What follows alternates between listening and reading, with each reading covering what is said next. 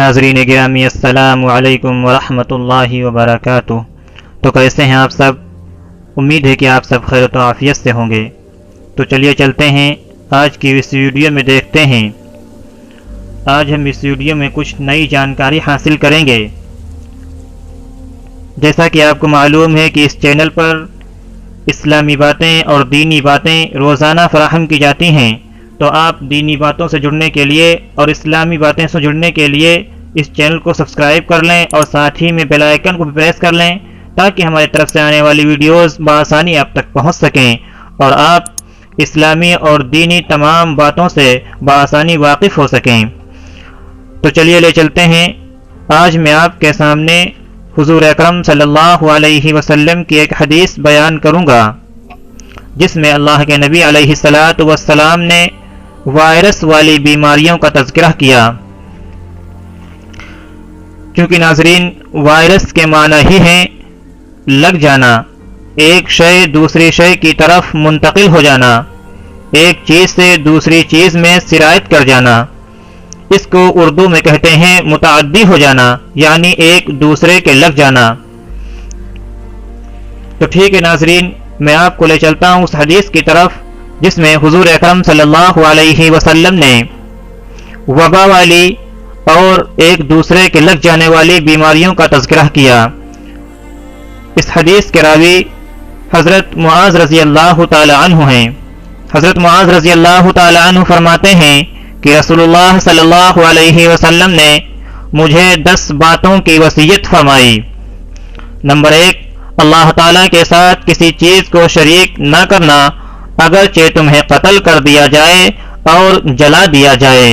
جی ہاں ناظرین، یہ پہلی بات ہے جس میں حضور اکرم صلی اللہ علیہ وسلم نے اپنی امت کو شرک کرنے سے منع فرمایا، کیونکہ شرک ایسا گناہ ہے جس کو اللہ رب العزت کبھی نہیں معاف فرمائیں گے۔ اللہ رب العزت کے یہاں تمام گناہوں کی تو بخشش ہو جائے گی، لیکن شرک کرنے والے کی کوئی بخشش نہیں ہے۔ اور دوسری چیز بیان فرمایا، والدین کی نافرمانی نہ کرنا، اگرچہ تمہیں وہ اس بات کا حکم کریں کہ بیوی کو چھوڑ دو اور سارا مال خرچ کر دو۔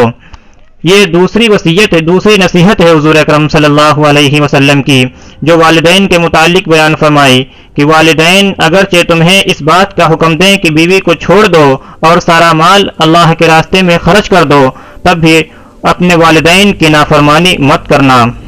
چونکہ دوستوں، والدین کی نافرمانی یہ ایک ایسی سزا ہے جس کو اللہ رب العزت دنیا کے اندر ہی دکھا دیتے ہیں۔ تمام گناہوں کی سزا اللہ رب العزت قیامت کے دن دیں گے، لیکن والدین کی نافرمانی کی سزا اللہ رب العزت دنیا کے اندر ہی دکھا دیتے ہیں۔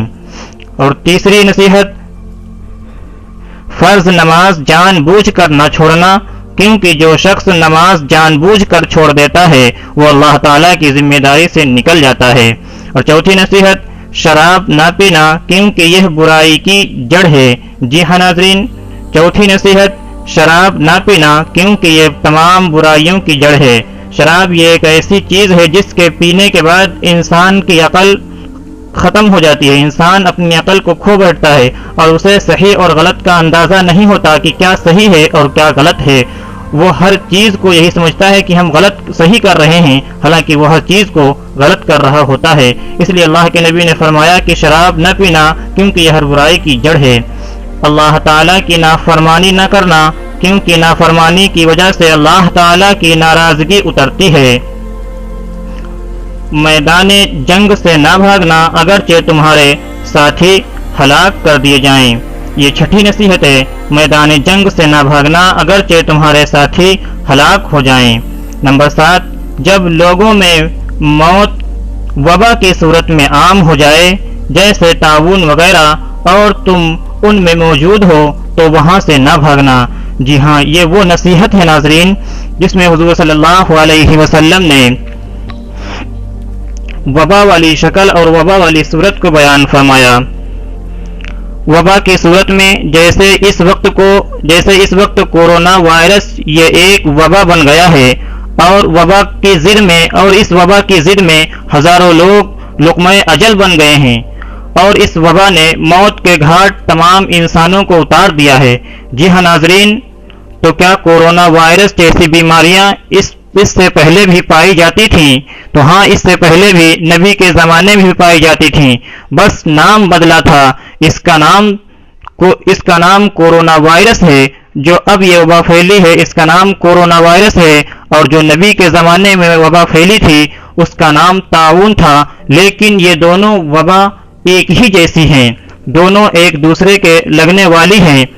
اب ہمیں یہ دیکھنا ہے کہ جب یہ وبا والی بیماریاں پھیلنے لگیں تو اسلام نے کیا حکم دیا ہے، اسلام نے ہمیں کیا نصیحت کی ہے۔ تو حضور اکرم صلی اللہ علیہ وسلم سے اس کے متعلق بہت سی دعائیں منقول ہیں۔ میں آپ کے سامنے ایک دعا رکھتا ہوں، آپ اس دعا کو پڑھیں اور اپنے اوپر دم کریں، انشاءاللہ ضرور بالضرور اس وائرس سے محفوظ رہیں گے۔ وہ دعا یہ ہے: اللہم عافنی فی بدنی، اللہم عافنی فی سمعی، اللہم عافنی فی بصری، لا الہ الا انت۔ یہ حضور اکرم صلی اللہ علیہ وسلم سے منقول دعا ہے۔ اس کو ہر نماز کے بعد 3 مرتبہ پڑھ کر اپنے اوپر دم کر لیں، انشاءاللہ اس وائرس سے محفوظ رہیں گے۔ اور 8ویں نصیحت حضور اکرم صلی اللہ علیہ وسلم کی گھر والوں پر اپنی حیثیت کے مطابق خرچ کرنا۔ اور نمبر 9، تربیت کے لیے ان سے لکڑی نہ ہٹانا۔ نمبر 10، ان کو اللہ تعالیٰ سے ڈراتے رہنا۔